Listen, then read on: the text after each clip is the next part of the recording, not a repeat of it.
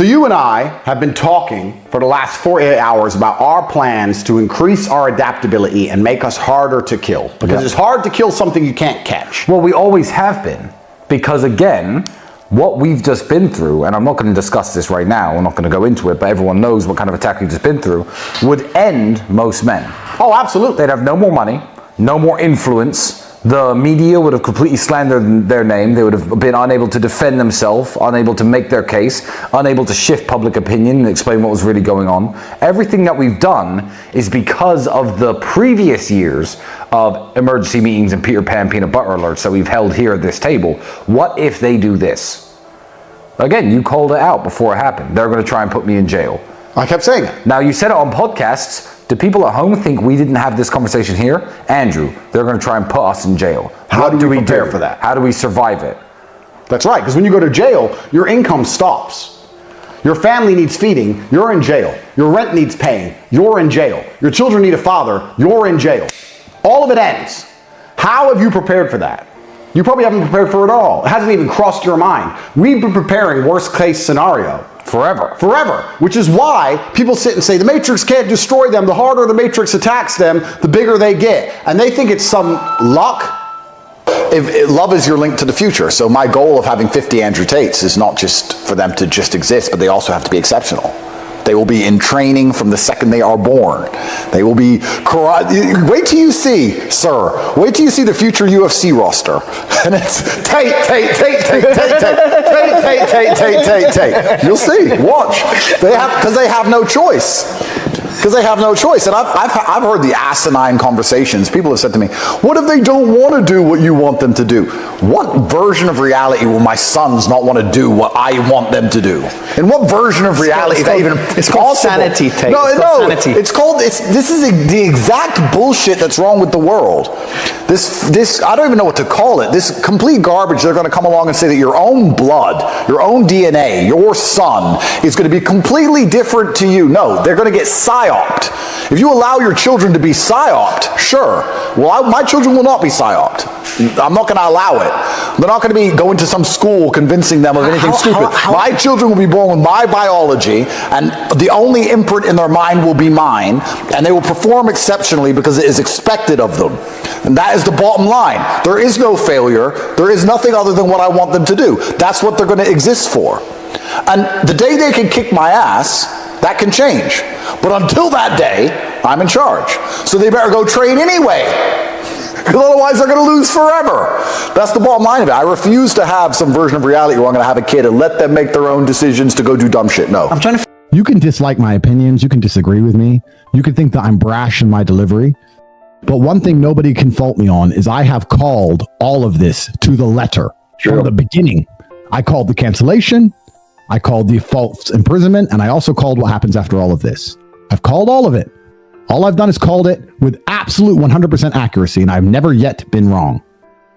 So I understand exactly what's happening to me, and the fact that I've called it should be enough for anyone with a brain that functions to understand the truth of what's happening.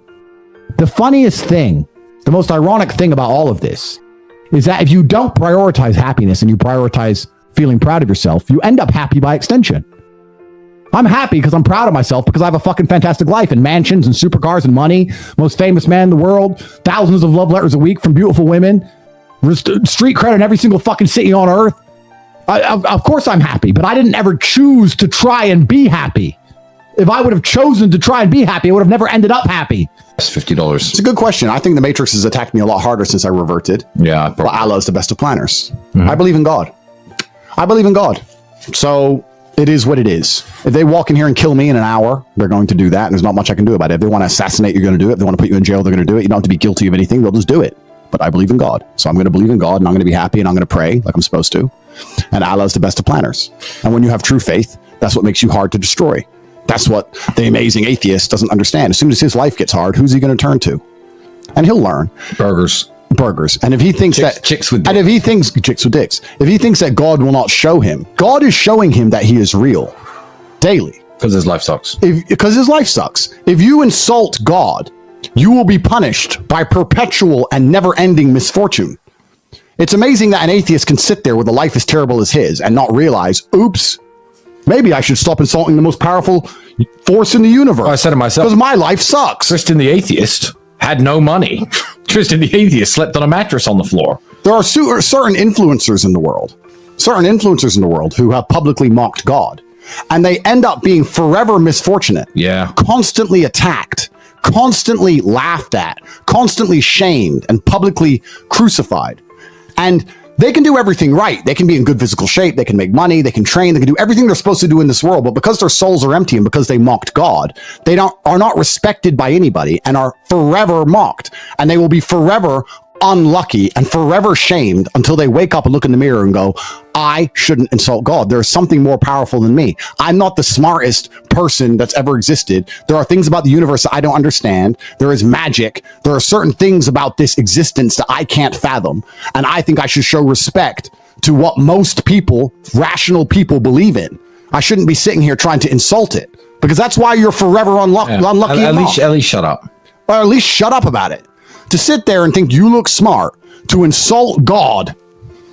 Everything about life as a man is war. It is conflict, because you are competing against the other men who want it the same, which is why discipline is such an important thing, which is why you must take the pain and add it to the concoction to become as formidable as possible. Life is war. This idea that you can go through life as a man and avoid war is probably the biggest mistake that most men make, because it is impossible for you to achieve anything significant without war. Running a business is war.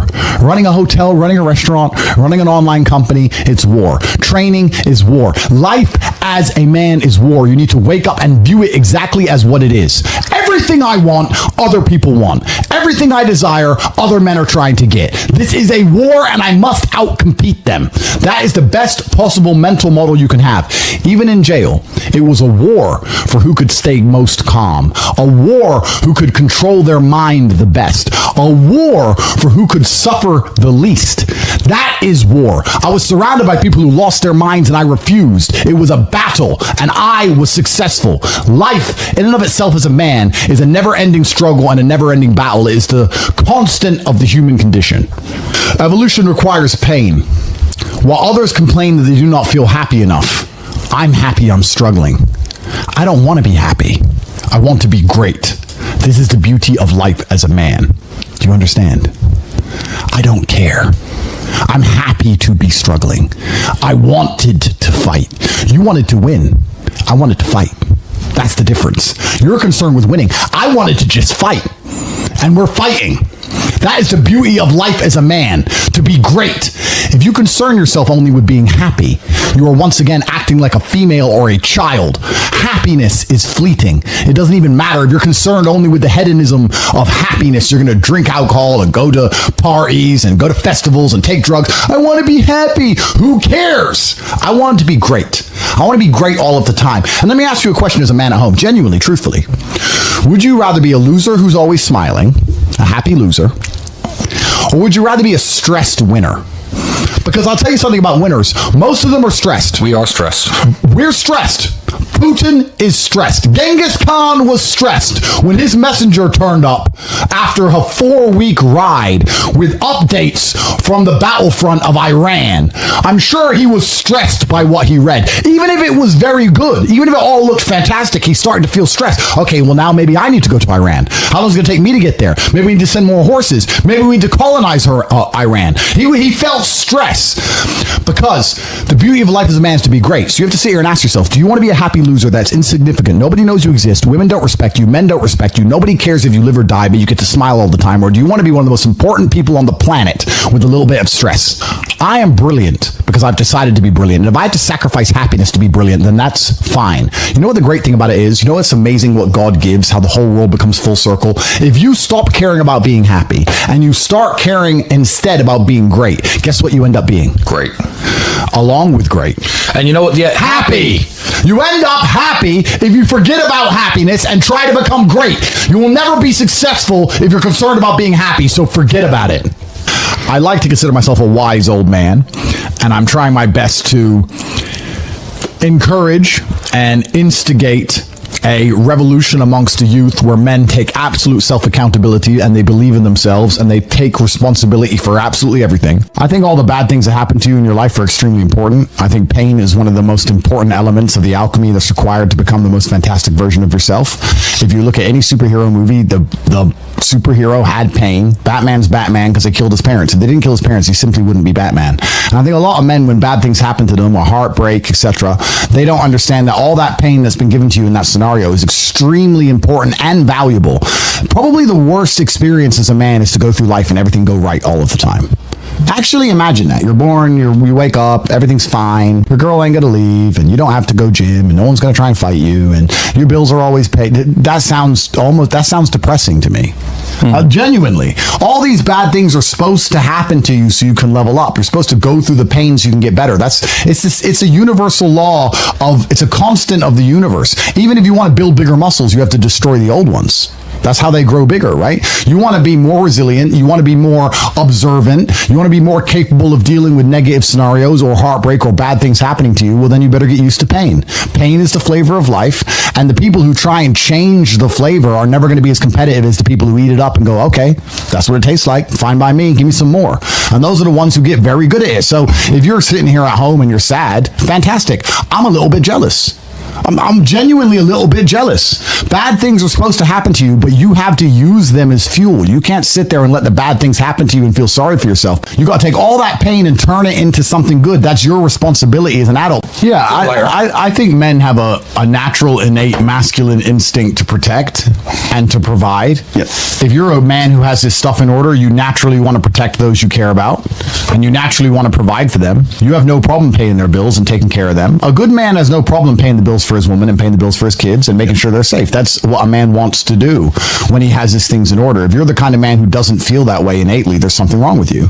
And there's probably 50-50 is unacceptable, guys. Yeah, and there's probably something wrong with you because you're not being the best version of yourself. And it's amazing how easily you'll do the things you're supposed to do when you're the man you're supposed to be. And if you focus on making sure you're as strong and rich and smart and hardworking and intelligent as possible, and if you're careful with the company you keep, both male and female, and you have friends, like that's what's so important about masculine networks. So if you're the good person around the right people, you're going to end up affecting everyone around you. You can't go through the world without leaving a ripple effect. And that's why you have to be your best version of yourself. And that ripple effect is going to be vast and it's going to be continuous into space-time. And you don't know how the butterfly effect works. You don't know about you being a nice, courteous person, holding that door open that one time, how that can affect someone's life in such a positive way, or smiling at someone when they do something nice to you, or helping someone who needs help. You can be a genuinely good person, but to do that, you need to be a man of capability. And you need to understand that the whole world can be fixed if men and people get their act in order. And I truly believe that all of this falls on men. But I actually believe that men are meant to lead, and women in general, as a general rule, when they find a man they respect, they follow him. And I know that because if you meet a good woman and she loves you, all of a sudden she likes the music you like. Yep. She likes the cars you like. She believes the politics you believe. She watches the shows you watch. So if we have such a problem with women, She plays the games you play. all of it. So we have such a problem in the world today. That's down to a huge lack of masculine role models and a huge lack of men doing their job. Because as much as we laugh and clown on women, etc., if you're a man who has his stuff in order, you're going to find a woman who's loyal to you. And they do exist. It's all about taking accountability as a person, blaming yourself for absolutely everything so that you have power over the situation, because you have no power if you blame the world. If you blame women for everything, you have no control. When the final mind game is played and death awaits, you might wonder, if I did not mind, did it matter? Your moves were sand on a beach. Sand on a beach is obviously wiped out after a certain period of time. When the final mind game is played and death awaits, when you're old and you've lived your entire life, you might wonder, if I didn't mind, did it matter? This is about your integrity, your ability to fucking speak as a man. You need money for that. You have to have money to do these things. Why do you think one of the only things I was selling and I'm teaching to the world is how to make money? I'm not doing the crypto pump a dump. I'm not selling some fucking energy drink. I'm not doing no shit besides saying, guys, if you're a fan of mine and you believe in me, I'll teach you how to make money. Because I understand that the richer the people who believe in me are, the richer my circle are, the more powerful we are. I understand that. Same reason I said I'm going to launch a supplement line. I want my people to be strong and rich. That's all I want you guys to be, strong and rich. Because if you're on my side, I need soldiers who have capability. I don't need a bunch of weak brokies. You're no good to me. If you understand with what I'm saying, you need to become exceptional. That means becoming strong and rich. You must break the work, consume, die cycle. They want to keep you working, consuming bullshit, to be distracted enough to not rebel until you fucking die. That's all they want from you. Taxes paid, working your ass off on the breadline, just enough to eat, not enough to ever escape. Consume bullshit, go to a Rihanna concert. Yay, Rihanna. Watch crap on fucking YouTube and get up and just sit there distracted until you fucking die. When the Roman Empire was losing wars, they put on extra circuses. That's what you do. You put on a circus. You distract the peasants until they fucking die. You must break it. You cannot resist the slave mind if you're still a slave financially. You have to find a way to make money. It is ultra important. It's like food. If you're starving, it's all you think about. But when you have an endless banquet, it's like whatever. The psychological effects of mind fuck are not yet understood. We learn nothing from the Nazi failure. Get into lockstep and lose your mind. Saying we don't truly yet understand what happens when people's minds are completely fucked up on every level. And that's the world we now live in.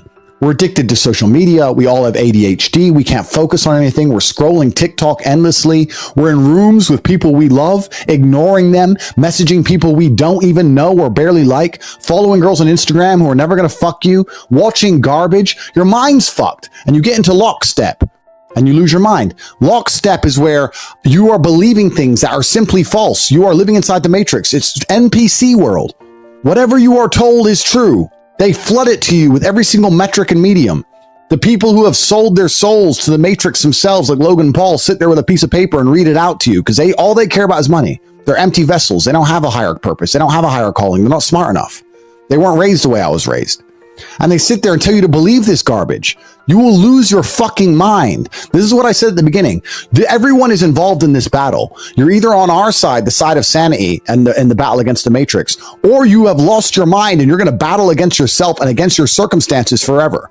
My biggest detractors, my biggest haters, every single thing about their life is unpleasant. They look unpleasant. Their health is unpleasant. If they're ugly, unattractive, hateful people, they're not happy people. They're sad people. Nobody can possibly be happy in the positions they're in. It takes physical strength and it takes competence and it takes success to be a happy person. They have none of them things. They may have a YouTube channel, but they're still overweight and objectively unattractive. They have nothing about them which is good. You don't want to be them. Being on the side of the matrix means you're just going to be in endless battles against yourself. You must control your own mind. And by extension, you're going to end up on this side of the fence.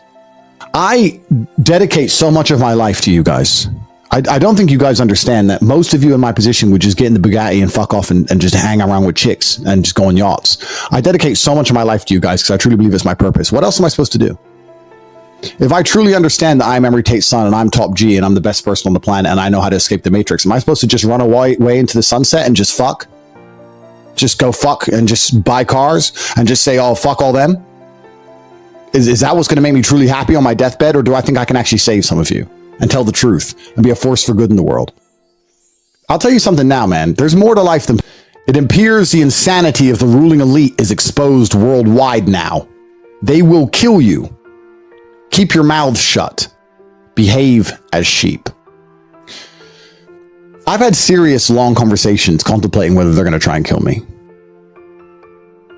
I would like to think they're not. All I'm trying to do is teach men to be strong. If they decide to kill me on a long enough time frame, they're going to be successful. But I can't. I don't want to live in fear. Because what did I say in the earlier tenet? If I become a coward, I will live in fear and it breeds inaction. I won't be sitting here telling the truth. I want the world to know that I'd absolutely never ever kill myself under any circumstances ever, no matter what they say. I did not kill myself, ever. But that's what they want. They want you to behave as a sheep. And the insanity of the ruling elites is exposed. My father said this in 2012, 10 years ago. Imagine now. I don't want to be seen as a threat to the elites to the point where they believe I have to die. I want to be seen as a positive force for the world. And I'm going to stick true to my mission. I'm going to trust in God because I don't see what else I can do. The average human in the postmodern world works to have leisure time, Work to sit and relax. We must break the work, consume, die cycle. The 25th tenet of Tateism is to acquire wealth in abundance so that you can improve your life and for those you love. As much as being strong is important, as much as being a fantastic orator is important, as much as being smart is important, we unfortunately live in a world where money is super important. You need money. Without money, you are only going to be a slave to somebody else who has the money that you need to live. You have to become rich. You can't have an opinion if you're broke because you need to rely on your job. You can't resist enslavement if you're broke. You can't say no to the injection if you're broke. You have to comply. If you truly want to be able to think for yourself and talk for yourself, you need to acquire money. You need to become strong and to acquire money. These are your number one concerns as a man. You cannot be going through life as a fucking brokey any longer. Is that your default emotion, that you want to feel good? If someone were to say to you right now, you can choose any emotion from the menu, would you choose happy or good? Yes. Because this is the problem, Aiden. I'm trying to talk to you. This is the problem. Let's say I gave you a menu of emotions and said, choose an emotion. You're not going to choose sad. Who would, right? Yeah. But choosing happy can be just as destructive also, because if your only desire is to be happy regardless, no matter what it takes, that's when you're going to eat the cake, because the cake will make you happy. That's when you're going to take the drugs. Drugs will make you happy. Alcohol will make you happy. Hedonism makes you happy. Going to the club makes you happy. It's all dumb shit. If you were to choose proud, or if you were to choose courageous, if you were to choose a different emotion or a different feeling inside, you would have no interest in these things. So I don't wake up and think, how do I feel happy? I don't wake up and say, will this drug make me happy? I have no interest in being happy. I wake up and say, how can I be proud of myself? What can I achieve that makes me proud of myself? How can I do things that make other people respect me and are proud of me? How do I have a day which I complete when I come home? The woman who's in my house says, wow, there's no man like you. How do I live a life so my children look at me and go, Dad's a superhero? How do I make my mother call me and say, I couldn't possibly be more proud of you? I choose proud. I don't choose happy. So if you were to say to me, this cup of juice will make you happy, I'd say, I don't want it. What do I want to be happy for? Damn. I want to be proud of myself. That's some real shit, bro. So Damn. what do you do to make you proud of yourself? And what do you do to make others proud of you? Tell me something in the last 48 hours you've done that's worthy of pride. You've slept, jerked off, talked shit on the internet, text some stupid hoes in Miami or wherever you are. Have you done anything else with your life? I think it's probably the least discussed superpower on earth is being able to speak well. Yeah. Nobody talks about it. People talk about being strong. Great. People talk about being rich. Okay, fantastic. But being able to speak correctly and properly and very well is a completely under-discussed superpower. It's the reason I refuse to learn another language. I've lived in Romania for 7 years. I know 3 words. People say, why don't you learn Romanian? I say, because I don't know English yet. When I know every single word in English, I'll learn Romanian because English makes me money. I don't need to learn Romanian. It doesn't make me any money. Genuine question. Have you ever been media trained? Never. Never. So the way you speak, the way you articulate yourself is just literally practice. Like that. But it's not, in fact, correction. It's not practice. It's feedback. A lot of people practice things all the time and stay terrible. I had a guy say to me, in the war room, we actually do this training. I train the guys in the war room how to speak better. And that's one of the best things you can learn in life. And that's one of the reasons the war room is so valuable, because at the war room events, we do specific training for this particular task. And the guy was saying about how his business has improved, how much more money he makes, and how much better he is with girls, and et cetera, et cetera. And I was saying, yeah, okay, fine. But the reason I speak so well is not because I'm practiced, because this man was older than me. It's like, you've been speaking longer than I have. Yeah. It's not practice, it's feedback. If you don't analyze what you've done, then you're not going to identify your mistakes and where you can improve. I will watch this podcast back 10 times and I will realize all the times I stuttered, or all the times I had to repeat myself, or all the times I didn't use a word I was supposed to use. And that's why next time I do a podcast, I'll be better than even before. And that's also a lesson you can take and apply towards life. You can apply the feedback aspect towards life. Practice alone will not improve you. Practice is going to build habits. In fact, from fighting, I know this very well. If you allow a student to come and learn bad habits at the beginning, it's very hard to get out of them. This is why most people, when they talk on podcasts, are saying,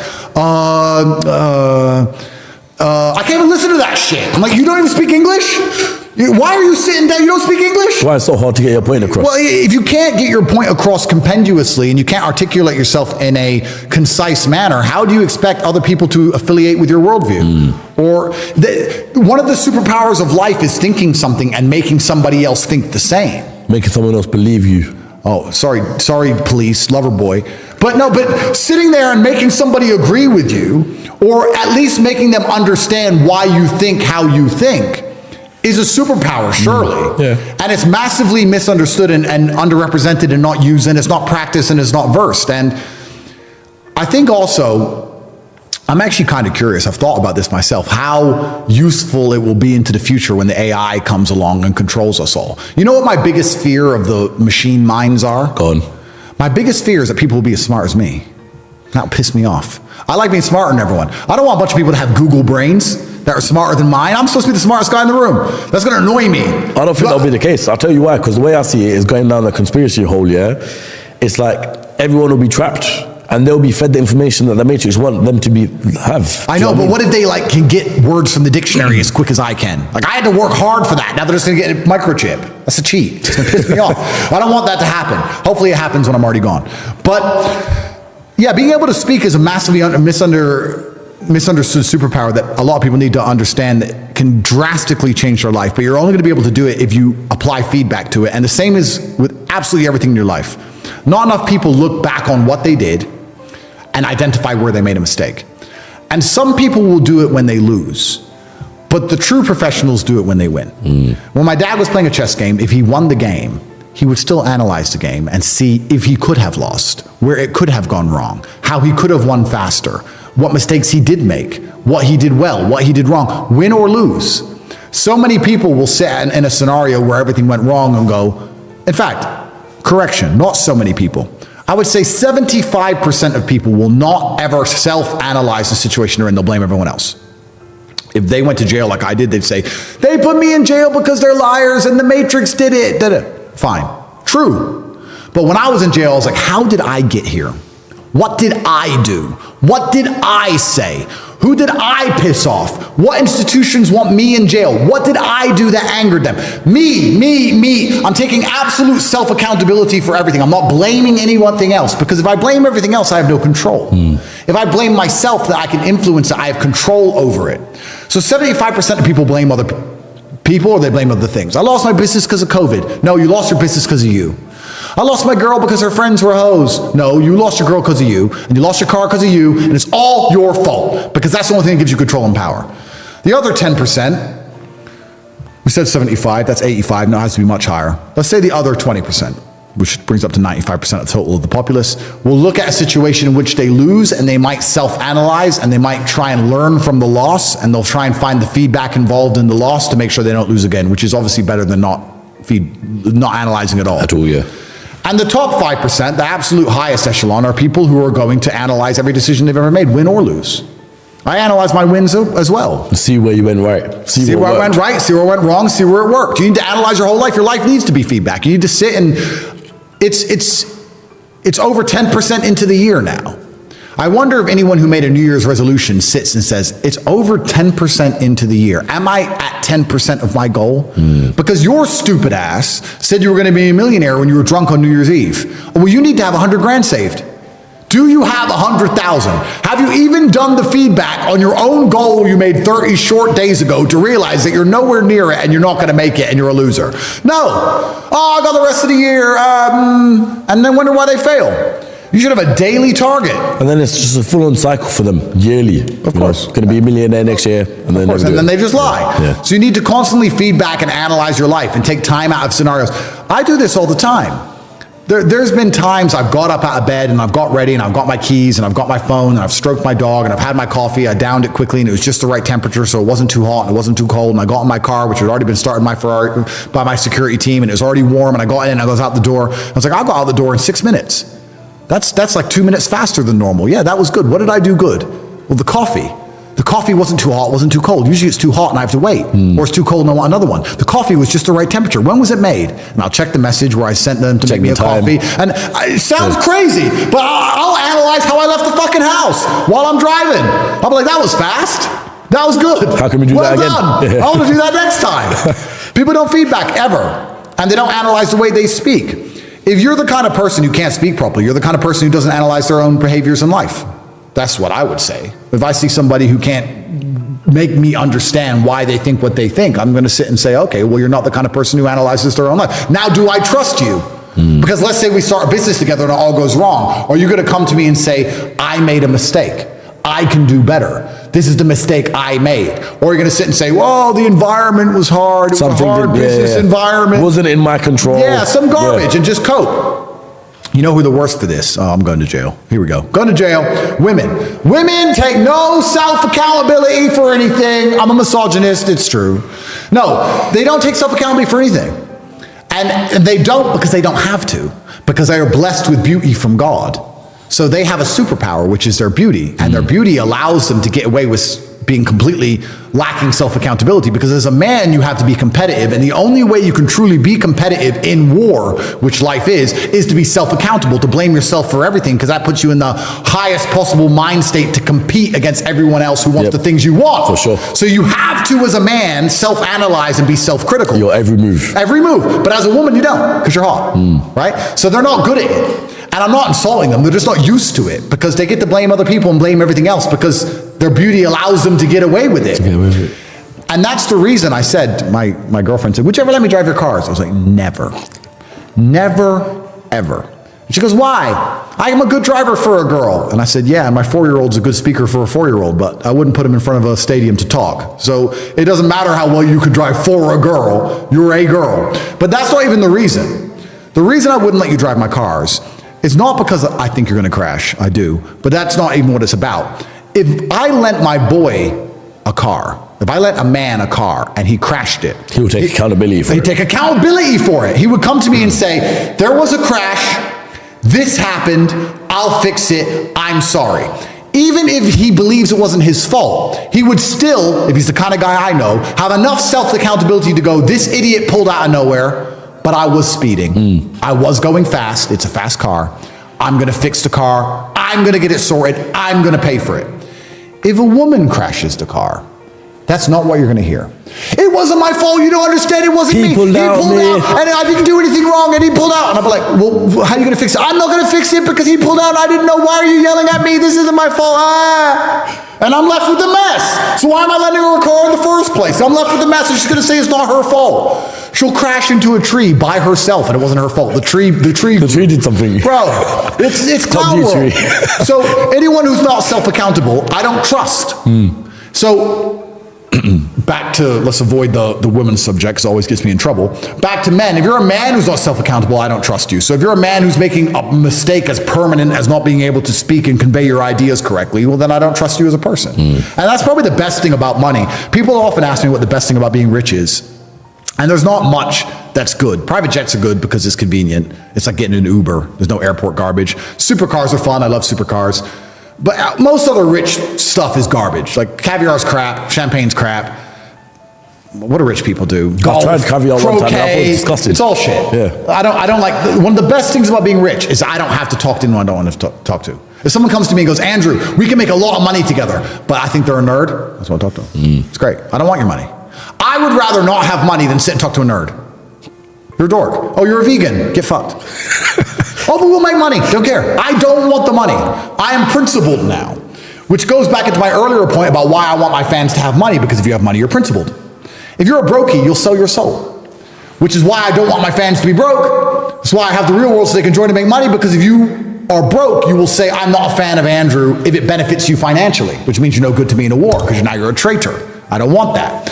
So one of the best things about being rich is I get to be exceptionally principled, and I get to also not talk to anyone I don't want to talk to all of the time, which I do truly enjoy. It's one of the best things about it. Good. I'm not saying that women have never done anything. That's not what I'm saying. The point I am making is, and exceptions don't disprove the rule, we have to speak in generalities. In general, men are more prepared to suffer personal detriment for the greater good. Like Trump is prepared to be threatened with jail, to have his property seized, to be told his Russian collusion, assassination attempts for the greater good. Let's not forget that. Let's not forget that. And in general, not all, women are not prepared to face down a man with a bullet for the greater good. If Kamala was getting shot at to fight against a tree, do you think she'd really try and chop it down? I'm not sure if it was going to go fight. Of course she wouldn't, because she's afraid, which is my point. If you're afraid of the tree, how can you chop it down? Women are more likely to be afraid than men. History has shown us that men are more prepared to die for an ideal than women are. I'm not saying women are useless. I'm not saying they won't do it. I'm saying in general, men will die for an idea before a woman will. A woman will be more like, I believe in the idea, but I want to save myself. They're more selfish. Would you put them in a position of power knowing that? When you have a tree to chop down and the tree is going to fight back and you know the woman's scared of the repercussion, do you want her in charge? Would Kamala have stopped the war between Israel and Gaza? Absolutely not. Procreate as much as possible, have as many resources as possible, to live as long as possible, to procreate and be as strong as possible so you can compete as best you can on the marketplace of life. So it's actually every life form on Earth. That's not just humans. So when you say God has made it easy, God has also shown you a universal rule, a universal constant that it isn't defied by any life form. There is no life form out there that does better if it doesn't procreate, if it stays as weak as possible and doesn't compete and doesn't harness resources. There isn't a single life form on this planet of every life form we know that doesn't follow the exact same pattern. So God has put the instruction manual out there. If one thing's a universal constant, it's that. Absolutely. It's the number one universal constant, and God's made life easy for that reason. So, if people, Simple. It's not easy. It's certainly simple. Yes. What you need to be doing each day is getting as strong as possible, getting as rich as possible, and finding other people on the same mission as you, and getting their time and energy working in a similar direction. Whether you do that via fraternity, do that via employees, do that via having children, whatever you do, you need time and energy of humans on the same side as you, because the other side have a bunch of time and energy. And I want to make this clear, because people say to me, how do I get more girls? Become as strong and rich as possible. How do I resist enslavement? Strong and rich as possible. How do I get happy? Be as strong and rich as possible. The answer is the same to everything. So when I come along and I give you these doomsday predictions, they're not necessarily for me. I'm telling you because you need them. I'm in the best position a man can be for the oncoming enslavement. I can live in any country in the world. I have a whole bunch of people who truly love me, very important people. I have a very loyal team. I have a strong network, a good fraternity. If anyone can escape eating the bugs, it's me. Yeah. If there's one steak left on earth, I can afford it. Yeah. I'm that guy. You can't. So when I tell you all of these things, it is for you to panic and for you to react. So it is some homework for you. I will follow you back on Twitter if you put together a very well produced, I want it to be beautiful, graph or graphic that explains all the things we talked about in this emergency meeting, how it's going to affect your life in real time, and how it all leads down to the final answer for humanity, an answer for all life forms, as my brother pointed out, especially the masculine, which is procreate, get strong, get as much resource as possible. That's all life's ever been for anything. If you can put a graphic together explaining all the things why 2024 is a big problem, how chaos actually equals opportunity if you're prepared, and how you prepare for that and how you prepare for life is the same for basically every single scenario for every single life form. Put that all together nicely and tweet it at me and I will follow you back, because then you are somebody I understand who is on the same mission as I. And I think that as times get turbulent and difficult, I need as many people as possible on my team. So if you think the same as me, I want to know what you think and I'll follow you back on Twitter. I hope that was... Why the name InfoWars? Why did you think Alex Jones chose InfoWars, Andrew? Because it's an information war. It's a war on information. The Matrix operates on lies, operates on deception. The whole point of the Matrix is that you're living in a false reality, and they use you to sit there believing in a dream, believing in the idea of fairness and justice and democracy and all this other garbage so they can extract your body heat, e.g. your labor, until you're no longer useful to the machine minds, the soulless. That's how the Matrix operates. If you knew the truth, your mind becomes free, and you'll be looking for freedom. They don't want you to know the truth. They want you to know lies. That is why it's an information war, always has been. That's why they've tried to censor information, which is why I came up with a 3-step plan to break the Matrix, which has been monumentally successful. And here we are. Cavalry has arrived. You're the kind of person who gets a boner at the idea of being spied on. You like the voyeurism. Everything I say in my house, the CIA listens to. And my little wee gets hard. You could just punch him in the face. Just go up to him and just say, you're a dickhead. Bam. There's no need to talk to your devices. There's no need for Alexa. There's no need to bug your house and let the CIA permanently spy on you. If you think the police won't come into your house and pick up your Alexa device and listen to everything you've ever fucking said, then you're a dummy. And if you bug your own house so that you can play Justin Bieber slower than you could play without it, you're truly worse than a dummy. They inflate your currency. They raise your taxes. They keep you on the breadline. They keep you broke. Work at a job, which is garbage. Then you go to that work job and the PR company or the HR company ensures that you're not allowed to speak and say your opinion. Otherwise, that department will get you fired so that you become a pussy, because if you don't talk at work, you probably won't talk at home, and you don't think about things you're not allowed to talk. So they have a family. The man, the woman goes to work. The PR department neuters their mind. The children are at home all day without their parents' guidance. Their parents are under attack for their morals. They're getting destroyed. The child's watching Disney. They've hijacked the word love now, and they've confused the word love with tolerance and a complete lack of boundaries. And they're saying, if you're a loving person, you accept all this garbage. No, I disagree with that. You just said a very important thing. You said father's love. A father's love comes with tests and trials and tribulations. What does a dad even traditionally do for his son?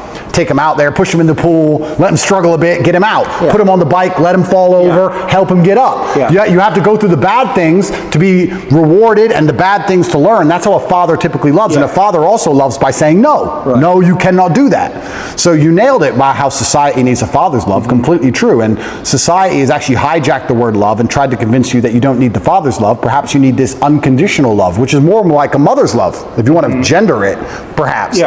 So it's unconditional. You can act without honor, you can act without courage, you can act without discipline, and you'll be loved anyway just because you exist. I don't believe that for myself. I believe if I remove all of my morality, I will not just be loved by default, not by my family, not by God, not by society. I don't believe that. And the people who do believe that, who think I should be loved just for existing, regardless of how I act and what I think, those are some of the most evil people on the planet. I truly believe. And they're also some of the most unsuccessful and unspectacular. And they're the people who are out here genuinely trying to change society in a direction which has never been tested, which I believe is going to lead down to the depths of hell, truly. I think it's evil. So yeah, I agree with you. Father's love is important, but love in and of itself has boundaries. Love is strict.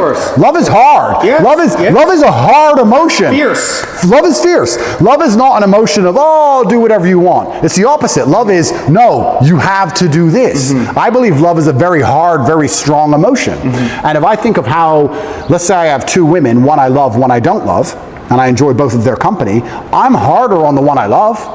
I expect more from her in terms of how she acts. I expect more from her in terms of how she speaks to me. I expect more from her in how she presents herself to the world. The more I love her, the more I expect of her, the more parameters I want to put on her in regards to how she should behave, because I love her.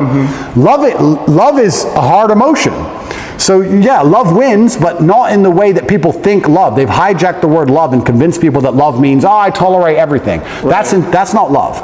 That is why they do it. So imagine if people at home watching this show were told on the news that they're planning to do some big false flag catastrophe specifically so that they could enslave you with their garbage solution. They'll make you sick to give you the cure, and the cure is also always going to be more control for them, just as they've discussed openly in their Davos plans. I wonder if they were to openly put this on the news, if people would understand how important it is to escape. And we talked about this. In fact, that's the reason I put together my package for people inside of the Winner's New Year, which started the day after Christmas until the Loser's New Year, which is at midnight tonight. And I want to make this clear before we move on.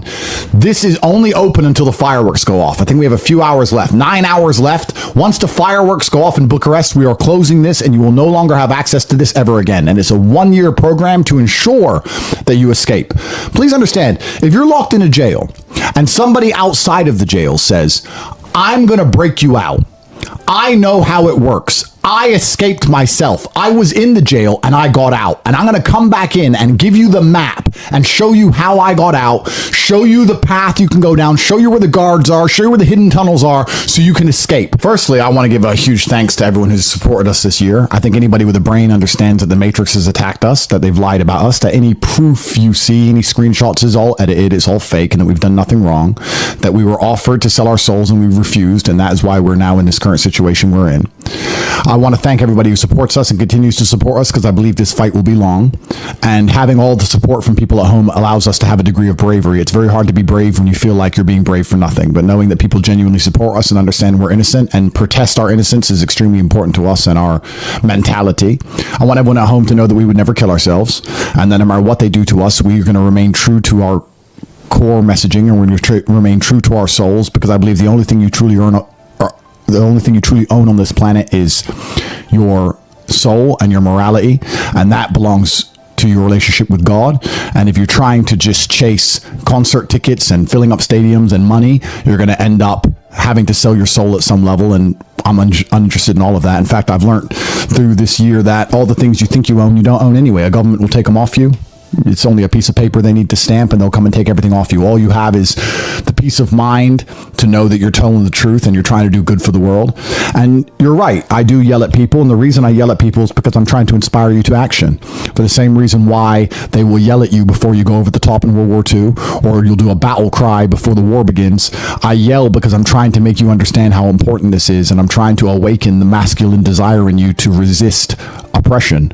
And if I sit here and explain it to you calmly, you might agree with everything I say, but you will not be inspired to act. Whereas if I sit and yell it at you, I'm trying to make you understand that I'm leading from the front. I'm not a coward, I'm not a liar, I'm not a pussy. I'm going to be the first one who gets shot. I'm already one of the first people who are suffering before all of you. I'm prepared to die before all of you die. And all I want from my fans is to at least stand up along with me so I know it's not futile and it's not being done in vain. So I do yell, it's true. I can come across harsh, but the world is harsh. And unfortunately, the most important lessons you're ever going to learn in your life are harsh. And I'm trying to make you understand that this is a battle for humanity. This is Satanists against God. This is a battle for your spirituality. This is a battle for your freedom. This is a battle for everything that you've ever held dear. It's a battle for the freedom of the people you love, and that you need to start doing something. And you can't just sit there and say, I'm an Andrew Tate fan and be broke. And you can't sit there and be, I'm an Andrew Tate fan and you're out of shape. I'm an Andrew Tate fan, I'm unimportant. No. If you're a fan of mine, you need to matter, because I need soldiers in my army who can genuinely do something. And most people's idea, when I talk about Matrix attack, call me misogynist. Women don't get it at all, like the girls I talk to. I'm under a Matrix attack. Yeah, but you're innocent and you'll have a good lawyer. It's like, that has nothing to do with a Matrix attack. That's why it's a Matrix attack. If it was about innocent and good lawyers, it wouldn't be happening. The judicial system is not always about being innocent and having a good lawyer. Look what they're doing to Trump. Trump's been indicted. It's crazy. At a certain level, you get to the point where they just say, get him. Don't care. Get him on something. Get him. And that's it. It doesn't matter what you say. It doesn't matter who your lawyer is. It doesn't matter if you're innocent. It doesn't matter if there's evidence. They waited till they had 2 days left of house arrest, because you can only hold me 6 months without charge. They had 2 days left and then charged me. You can never be bigger than the judicial system of a country. The Matrix will not allow anybody to do that. And no matter what country, you could take the most backwards country. Let's invent a country. Backwards land, which is a complete shithole. But as soon as you're bigger than the judicial system, you're a national security threat. So nobody can be bigger than judicial systems. So I understood that. But I understood I'd done nothing wrong. I didn't think I'd really I knew I'd attracted attention, but I'd been quite big for a while at this point. So I knew that I'd probably been investigated head to toe. I've been investigated head to toe a bunch of times, I'm sure I have. And I knew I don't do anything wrong. There's nothing to find. But it is uncomfortable. It is an uncomfortable position. But when I went to jail, I wasn't shocked. Not because I'd done things wrong, but because I knew this was... I kept saying it. I kept saying stage 2. Stage 1 is they try and cancel me and shut me up, and that has failed. Stage 2 is they're going to try me put me in jail without charge. And when I was sitting in jail, I was like, I knew it. I just knew it. And you can beat yourself up and say, what could I have done different? How could I have avoided this happening? What should I have done? Hindsight's 20/20, right? But I actually think if I analyze my life, even with hindsight, 95% of the time I've made the best move on the board. I've been pretty good that way, without being able to tell the future. And even now, as it stands, now that I'm out of jail, am I happy I went to jail? I think I learned a lot in jail. I think I learned a lot. So yeah, I'm not afraid. I'm not a person who's afraid of his emotions. I'm not going to lie to you. I've said it on Twitter. I have nightmares and I struggle to sleep now. I never had that in my life. I'm not afraid of that. I just sit on my phone. I watch TV. I train. I do something, right? I'm not afraid of that, but I do feel like I learned a lot in jail about me and about other people, about how I should structure my life, about things I should do. I think I learned a lot, and perhaps this is part of my newfound religious conviction, but if God is the best of planners, perhaps he put me in there to learn something. I learned some very interesting things in jail, personal things, which I can't even say on a podcast, but it's all happened now, and I don't see the point in looking at it in a negative way. Could I have prevented it happening by being less fantastic? Well, perhaps. But Nelson Mandela went to jail, and Muhammad Ali went to jail, and Malcolm X went to jail, and MLK went to jail. And when you tell the truth about the world, you're going to do a bit of jail. It's kind of just part of it, I guess. Like I'm trying to make it lighthearted because I don't want to sit and say they put me in a dungeon and left me to rot for no fucking reason, because then I get upset. So I'm just very much like it's part of the path, it's part of the journey, and I'm glad I'm out, and I hope I don't go back. I've always been a believer in the struggles men have in their minds, and I've always spoke about it, and I've suffered with them myself. And this is one of the things when I say like depression isn't real, people say, oh, you don't understand. Let me counter that argument by saying I understand very well. Me convincing myself and me deciding that depression isn't real is how I prevent myself from ever feeling depressed. And I've only constructed that mental model because I've been in situations in my life where I felt depressed. I'm not saying depression isn't real because I've never felt depressed. I'm saying depression isn't real because I've been very depressed. The people don't understand where my mindset comes from. I understand struggle and mental health and all these things. And yeah, jail was another chance to certainly touch on them, because in jail in real life, when you have my kind of resource, you can distract yourself very easily. If you're sitting around and feel a bit mopey, if I'm sitting here and I'm a bit like, I can literally make a phone call and in 45 minutes be in the air on my way to anywhere on the planet with whoever I want to do anything I want. So you can distract yourself. I'm not saying it fixes all mental health, but it distracts you. Whereas in jail, you are stuck alone with your thoughts. And it was certainly a test of my mental resolve. And I would say that I passed. I did well. There was never a day where I broke down. There was never a day where I couldn't handle it. There was never a day where I wasn't polite to the staff. I was very nice to everybody. There was never a day I couldn't hack it. It was certainly a test. And also, Tristan said this. I don't want to take his words, but he's true. You go through life telling everyone you're the baddest motherfucker there is. Sooner or later, someone's going to test you. You walk in the pub and you say, I'm the hardest man there is. Sooner or later, someone's going to fight you. Sooner or later. And life's like that. You want to be the top G and you want to go through life and say, I'm the top G. Then God's going to say, well, we're going to see if you deserve to call yourself the top G or not. We're going to put you in a Romanian jail cell. And we're going to leave you there to rot. And you're not going to know how long you're in there for. And the biggest mindfuck is I thought I was going to be in there for years. I had no idea. Everyone's telling me years. I thought I was going to be in there for years. So maybe God was just he was watching me and he was having a look and saying, you want to call yourself top G? Let's see. And I like to think I passed that test. So it is what it is. But yeah, I agree with you. In terms of mental struggles, yeah, they exist for all men. And I also think that's one of the reasons I'm so large. I talk about those things a lot. I talk about those things a lot with men, and I help men with them. And I try and say to men overall that life as a man is pretty shit. And you're going to feel shit for a pretty large percentage of the time. But you're only going to ever escape that if you just perform regardless. You have to perform when you feel bad. As a man, you can't say, I will perform when I feel good. It doesn't work that way because our heads are too complicated and life's too complicated. There's too much on our shoulders. And we have too much stress and too much pressure. Our heads are fucked. You have to be the kind of person who says, I perform regardless. I didn't miss a single day's training. I didn't miss a please. I didn't miss a thank you. I'm not saying I was happy. I'm saying I did exactly what I was supposed to do. Yeah, the worst thing about prison, I think, for everybody else, because there was a lot of men in there who were crying, a lot of men who were having mental breakdowns. I think it is the problem I didn't have, which is knowing that if you're a normal man, you go to jail and they just pick you up and you go to jail. Who pays the rent? Who's feeding your kids? Who's your wife sleeping with? Life gets hard for all the external things you can no longer control, things that were your responsibility. I was lucky I didn't have those problems. And when I spoke to people, most people's issues were things that were happening on the outside. And I felt really good knowing that my life is set up in a way where even if I'm plucked from it, it operates. And I set that up because I thought they were going to kill me. Even to this day, if they shoot me right now, everyone around me, everything would be okay. I don't have to exist for my life to function. So that was fantastic about jail. The worst thing about jail, the cockroaches started off really bad, but after a few days, it's amazing how quickly you get used to cockroaches just in your bed. You're just like, oh, fuck, just kick them out the way. That was kind of bad. But not knowing when I'm going to get out, that was bad. Having my name slandered all around the world, that was bad. Not knowing how people are reacting to it. Like my first month in jail, I didn't know if people believed this garbage or not. I had no access to the internet. I didn't see anything. There was a lot about it that was hard. But I have to believe it's going to make me a better person. Why else did I go?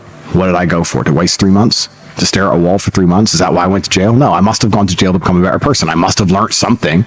I have to self-analyze and find the lessons and pick it out. And I think a lot of people don't do that with all the bad situations in their life. Regardless of whether you went to jail or a woman left you or your business failed, whatever it is, you need to analyze the entire situation and say, okay, what can I learn? There's a big pile of shit here, but there must be a little bit of gold inside. So I've just tried to look at it as a massive learning experience, and perhaps that's a coping mechanism, but I've found a lot of lessons which I'm implementing, and there's a very strong chance they're going to put me back. Not because I'm guilty, because I haven't done anything wrong, but because I'm currently in the middle of a judicial system. I'm in the judicial system of a country. I don't truly understand the language. I don't understand the judicial system. I don't understand the charges against me. I don't understand how any of this can be legal. I don't understand where it's come from. I don't understand the evidence they believe they have. And here I am stuck in this process, and who knows how it's going to end. Yeah, I mean, having my brother there was definitely comforting. He was glad he was there because we're a team. That's the thing about me and him. He was like, no, if you go to jail, I go to jail. Right, Yeah, 100%. He was like, I'd be furious if you put you in jail by yourself. So that was nice to have him there. And for sure, he's been tied up in all this garbage purely because he's my brother. That's true. It's kind of good to know that even the Matrix see us as a team, not just us see each other as a team, which is kind of nice. But, yeah, I'm not really too philosophical about it. It's kind of, I don't want to say, it's not very often in my life because I'm the kind of person who tries to prepare his very best, and I'm a hard worker and I'm extremely diligent, and I like to make sure that everything is organized and I need to do my best to influence the outcome in the best possible way, etc. But this is probably the first time in a long time I'm in a situation where it's pretty much it is what it is. Right? It is what it is. If the legal system is fair, and if Romania does what I believe it will do, because I love this country, which is analyze the evidence and give me a fair judgment, I will walk. If this is a matrix attack, I'm going to jail no matter what. Doesn't matter what I say, doesn't matter what evidence I show, I'm going to jail. So what can I do? It is what it is. And we have to see how God has this all laid out for me. And it is scary, for sure it's scary, but I don't think that sitting around being scared of it is going to help. I think the best thing I can do is the same things I would do if this wasn't happening, which is train hard, work hard, take care of the people who are close to me, love the people close to me, be a good person, help people, smile. What else am I supposed to do? Am I supposed to sit around and fucking mope like a fucking baby? It is what it is. And I truly hope I don't get thrown back in a jail cell. I don't think I'm that close to the end of my chances yet. Maybe this is, again, cope. I hope not. I think they'd give me a nice lengthy, I think they'd give me a prison sentence first as a warning before they decided to kill me. If I do get a sentence which I have to actually serve, I'll be very concerned when I come out and I'm a bigger hero than I've ever been. And that's the problem with my current situation, is that my enemy is so incompetent and they don't know what they're doing, to the point where, and I keep calling their moves because they're so obviously transparent. This is not a brand new playbook. Hit the famous guy with sexual crime, lock him up. Like this is a standard operating procedure. I keep calling out their moves so obviously and blatantly that it's just making me a hero, which is great, I guess, but I need to make sure I'm the kind of hero that can win the battle and doesn't end up in a battle where he has to sacrifice himself. I want to be a hero, not a martyr. I don't want to actually end up dead. But we'll have to see, because I'm not going to sell my soul. I'm not going to sell my sanity. I'm going to still say things I believe are true. And people are still going to listen to me. So we have to see how the world evolves. And hopefully I can change public consciousness and affect the world to a point where truth is respected instead of demonized. They did a fantastic job. I'm so proud of them. And it's such a shame that they're my personal assistant, Georgiana, and the other one I met at a party once. I don't even know who she is. Barely know her. I didn't even know her name. I thought her name was Ellie, and her name's something else. I saw the papers. It's like, who's this? That's Ellie. Ellie? What the? I don't even know her name. They just scooped up people close to me. Insane. And I'm sure they pressured those girls really hard to flip, and they were like, no, we're not doing it. The boys are good guys. It's kind of like a massive lesson in karma, this whole experience for me. It's a massive lesson in karma because they've called 2,000 people who know me, trying to find charges. Everyone from gardeners who used to work for me, ex-girlfriends, everybody, ex-personal assistants, everybody. And because I'm just genuinely pretty nice to people, and I'm pretty fair with people, and I'm pretty square with people overall, I had no idea this level of matrix attack was coming. I'm never going to sit there and go, my pool guy in 3 years might be able to help me in a human trafficking case. Nobody thinks that way, right? But I just do good things for people. It's like karma. And everybody's been on my side. And I kind of feel like my karma's come back to help me by just being good to people all the time. Even the 2 girls I put in jail. I mean, one's my PA, but the other one I barely know. But I was so nice. Oh, hi, that I'm a nice person. Kind of when I see those miserable people, when I see those people who are rude or ignorant or miserable or, in a bad mood, or they don't say please, don't say thank you, I always wonder, one day you're going to just bump into someone and you're not going to, and that's going to be a judge that you see 2 years later and you're going to remember your face. It's crazy how the world works. You don't know. I've just been a good person and it's kind of like come back to help me. Well, I just hope it helps me enough to get through this matrix attack and we get through it all. And which people on my team are there for clout. I've always been good enough. I know which girls love me, which girls love the life. I'm smart enough to be able to tell. I always could tell.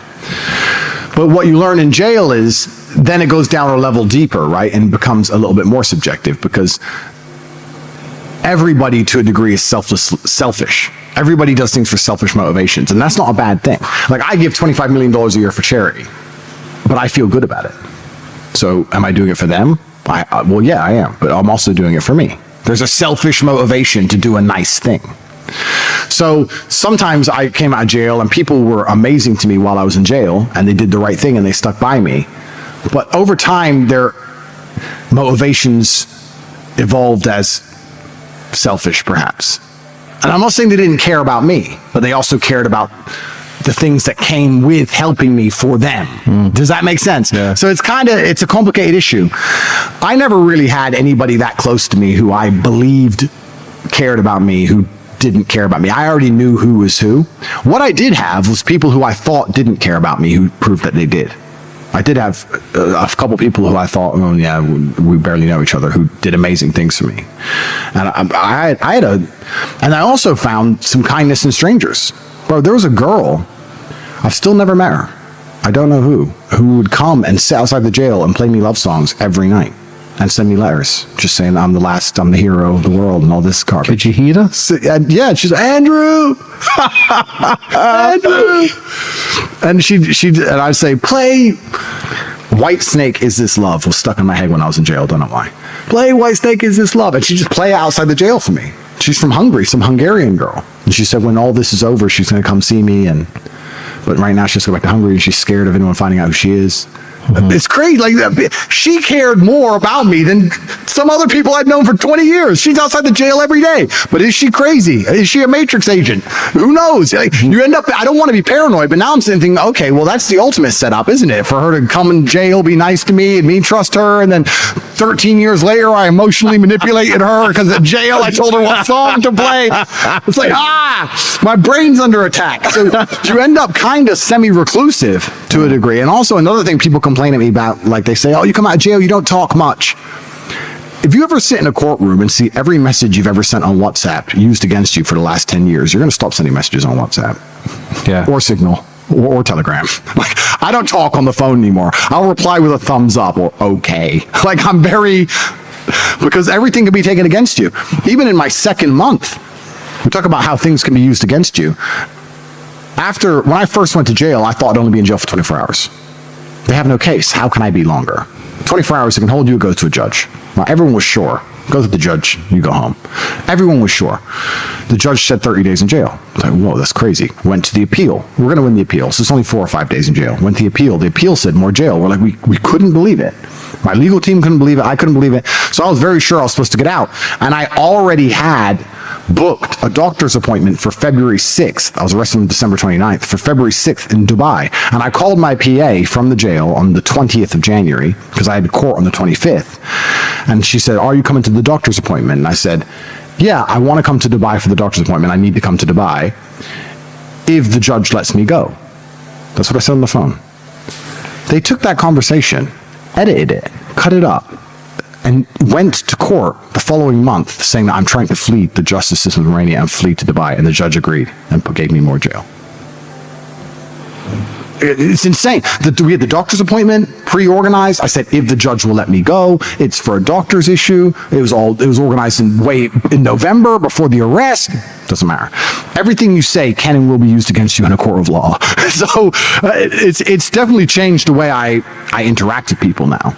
And I don't want to say that I've become paranoid. I would hate to think that it's affected my personality. But it has.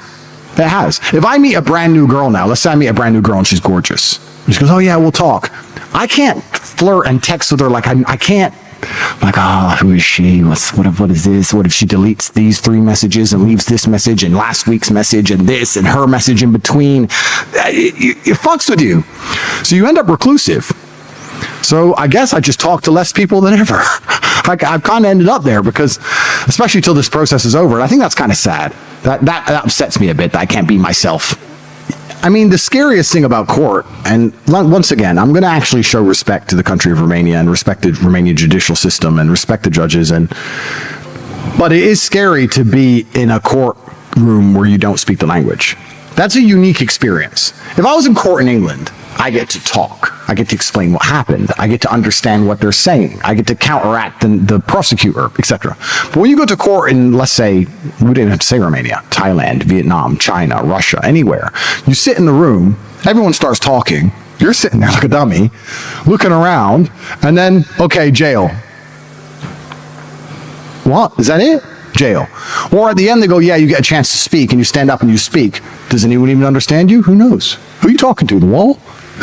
You're just talking. And they're just sitting there going, you don't know, do they even understand you? I don't know. Back to jail. It's scary. And of course I appealed to the embassies saying, look, I'm an American citizen, I'm a UK citizen, help me. But the UK government hates me. The UK government spends billions and billions of dollars, or pounds, sorry, trying to convince children that I'm bad.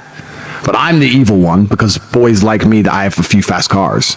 It's crazy. So the UK government hates me. Like the UK embassy wouldn't even come see me. I convinced them to come once. Eventually they turned up. I was like, this is garbage. You have to get me out.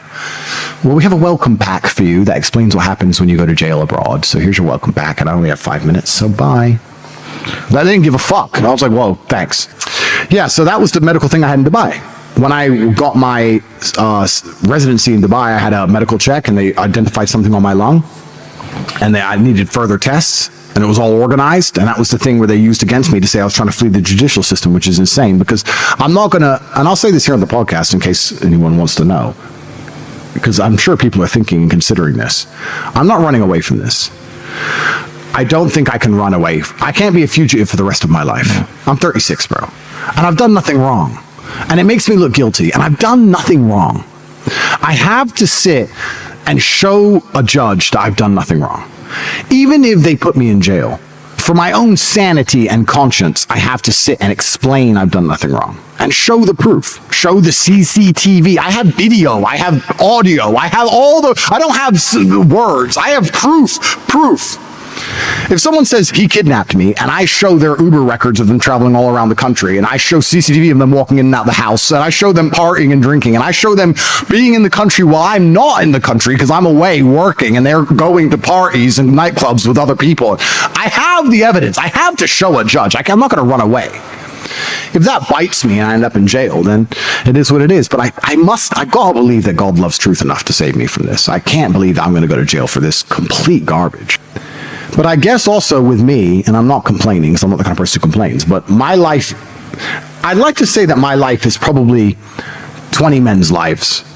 My life is extremely busy and large. I have a very big life. I have children and different mothers, and I have 110 people who work for me, and 7 companies, and 15 houses, and 40 cars, and planes, and boats, and so I have a lot that happens. Like all day, every day, all I do is work. My life is work. I wake up, I start training, I'm on my laptop all day, every day. And people say to me, what work are you doing? And I say, my life is a job. I'm organizing my life. By the time I make sure that everyone's fed and everyone's paid and the cars are clean and the boat's where it's supposed to be and my upcoming appointments are organized and I manage to look after myself and train a little bit, the day's over. I don't have any time for leisure. So when I got out, the backlog, and also I guess I'm an OCD kind of person. So the backlog of 92 days of disappearing was pretty substantial. So I got out and I'm calling everyone. What happened with this? What happened with that? What happened with this? I need this. Give me this paper, this. And I found myself, I got home from jail at maybe 1 a.m. here. And I sat on my computer for maybe 30 hours. Didn't move. 30 hours just on the laptop. Just trying to find out what happened with my life. Process. Yeah, and it's interesting because I never thought I'd say this because I'm from Luton. I'm from a council estate. But like, I'd be like 15 hours in, and I'd remember, oh yeah, there's $4.2 million. Where did that go? Where was that sent? Where was that money? Where was it? Did it bounce back? Like just money and cars and and I just sit there typing on the computer, and I was probably more stressed than I've ever been. Like, I'm sitting here with my beard, stressed. And I hadn't been on a computer in so long, I forgot how to type. So all my messages to people are just fucked. But yeah, it was crazy. And I kept saying, to Tristan, because Tristan's the opposite of me. He's like, Andrew, relax. We just got out of jail. It's fine. I'm like, yeah. Give me a week. And when it's all under control in a week, we'll chill. And still to this day, I'm doing the same thing. I'm still stuck on the computer. But, yeah. I wouldn't say getting out of jail was particularly, I wouldn't even say it was relief. It's weird. It's so weird the way the human mind works. If you were in that little submarine at the bottom of the ocean, you'd do anything to not be in that submarine. You'd do anything to not be in that submarine. But all the times they weren't in the submarine, they didn't care. Isn't that amazing? You'd do anything to not be in jail. I'll do anything to not be in jail if I can just get out of jail. And then you get out of jail, a few months go by. It's like another day, isn't it? Isn't it crazy how ungrateful humans are? Think about it. You talked about mental health. Let's talk about this. Let's talk about how massively ungrateful the human mind is.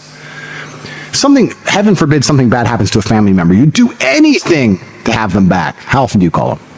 Jail did give me a few things which I am super thankful for and will always be thankful for. And I made sure in jail, I said, I'm not going to allow myself to ever be ungrateful for these things again. Like a cold drink. Because it was getting cold drinks was nearly impossible. And I got a cold one, it was a completely different scenario. Or even hot water. You could get hot water once a day for tea. And I was arrested in January. It was freezing. But I had hot water, like a hot water bottle. I'd make the most of it. I'd hold it for a while, and then I'd make a tea, and then hold it for a while. So there are certain things now that even when I put the kettle on, I'm like, yeah, okay, hot water's gangster. I like hot water. But in general, yeah, it's kind of amazing how life goes on to a degree. I guess it has to. I guess that's how the human mind... The worst thing about the New Year thing is me and Tristan were having this long argument about what we're going to do for New Year's. We were sitting there planning it like arrogant millionaires. Let's go to Vegas. No, it's too far. We got this party in Dubai. Yeah, we got this party in Dubai, but I heard Dubai, the traffic's shit. New Year's. We can go to Bali. I don't want to fly that far. Like, we're sitting there like arrogant millionaires complaining about all these options we have all around the world. And then New Year's Eve rolls around and we're in a Romanian jail cell with cockroaches. It's like the ultimate punishment from God for sitting there going, this will be boring. That'll be boring. And I'm just sitting there looking at the cockroaches on the wall, and the song that was playing down the hall, the guards were playing some. Do you remember the Ketchup song? Do you remember that song? Mm-hmm. Hey, ha, hey, hey. It was everywhere for a while. That was on the speaker way down the hall, and there's that song and cockroaches, and I saw the fireworks go as it struck 12, and I was kind of like, and my first thought was, I hope I'm not here next New Year. It's like, is this the first of many? I don't know. It was scary. I'm not going to lie to you. It was scary, but